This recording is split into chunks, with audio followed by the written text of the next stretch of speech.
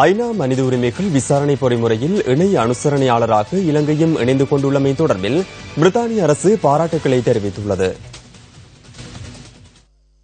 இலங்கை தொடர்பில் ஐநா மனித உரிமைகள் பேரவையில் முன்வைக்கப்பட்ட பிரேரணை மீதான சாதகமான நடவடிக்கைகளை பாராட்டுவதாக பிரித்தானியாவின் வெளிவிவகார மற்றும் பொதுநலவாய ராஜாங்க அமைச்சர் ஹியூகோ ஸ்வே தனது டுவிட்டர் தளத்தில் தெரிவித்துள்ளார்.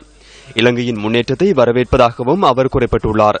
இலங்கை தொடர்பில் அமெரிக்கா சமர்ப்பித்துள்ள பிரேரணையில் எதிர்வரும் நாட்களில் சிறு திருத்தங்கள் மேற்கொள்ளப்படலாம் என ஜெனீவா தகவல்கள் தெரிவிக்கின்றன.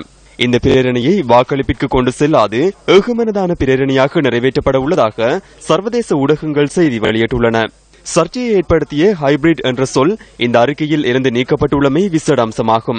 அதேபோன்று இலங்கையில் இடம்பெற்ற ஜனாதிபதி மற்றும் பொது தேர்தல்கள் நீதியாகவும் சுதந்திரமாகவும் இடம்பெற்றமை தொடர்பில் அந்த அறிக்கையில் பாராட்டப்பட்டுள்ளமை விசேட அம்சமாகும். ஜனவரி 8ஆம் தேதியின் பின்னர் ஜனாதிபதி மைத்ரிபால சிறிசேன தலைமையில் இடம்பெறுகின்ற சாதகமான மாற்றங்களும் இதில் பாராட்டுகளை பெற்றுள்ளன. அத்துடன் இனங்களுக்கு இடையிலான நல்லிணக்கத்தை ஏற்படுத்துவதற்கு பாதிக்கப்பட்டவர்களுக்கு நிவாரணம் வழங்குதல், காணாமற் போனவர்களுக்கு சட்ட அடையாளத்தை வழங்குதல் மற்றும் காணி இல்லாமற் போனவர்களுக்கு அவற்றை வழங்குதல் என்பன பிரேரணையில் பரிந்துரைக்கப்பட்டுள்ளன. வடக்கு கிழக்கில் சிவில் நிர்வாகத்திற்கு ராணுவத்தை முழு அளவில் நீக்குமாறும் சுட்டிக்காட்டப்பட்டுள்ளது. பொதுநலவாய மற்றும் சர்வதேச நீதியரசர்களை உள்ளடக்கிய தேசிய பொறிமுறையின் கீழ் நம்பகமான நீதிமன்ற பொறிமுறையை ஸ்தாபிப்பது இதில் காணப்படும் முக்கிய பரிந்துரையாகும். எவ்வாறாயினும் இது தொடர்பில் இறுதியான தகவல்கள் 30ஆம் தேதி இடம்பெறும் அமர்விலேயே தெரிய கிடைக்கும். அன்றைய தினம் ஜனாதிபதி மைத்ரிபால சிறிசேன ஐநா பொதுசபையில் உரை நிகழ்த்தவுள்ளார் என்பதும் குறிப்பிடத்தக்கது. இதேவேளை ஜெனீவாவின் அறிக்கை இலங்கையில் வெற்றியடைந்துள்ளதாக ராஜாங்க நிதி அமைச்சர் லக்ஷ்மண் யாப்பா அபேவர்தன தெரிவித்துள்ளார்.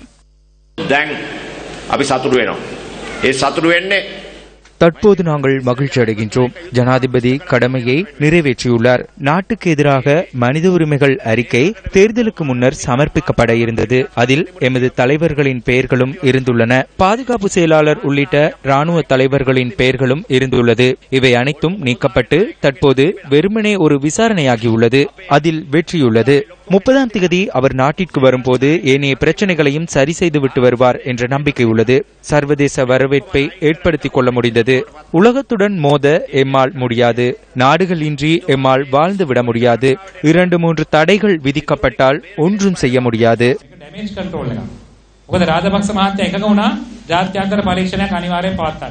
மஹிந்த ராஜபக்சவுக்கு சர்வதேச விசாரணை கட்டாயமாக தேவைப்பட்டது. மஹிந்த ராஜபக்சவின் வேண்டுகோளுக்கு அமைவாகவே தருசுமன் அறிக்கை கிடைத்தது.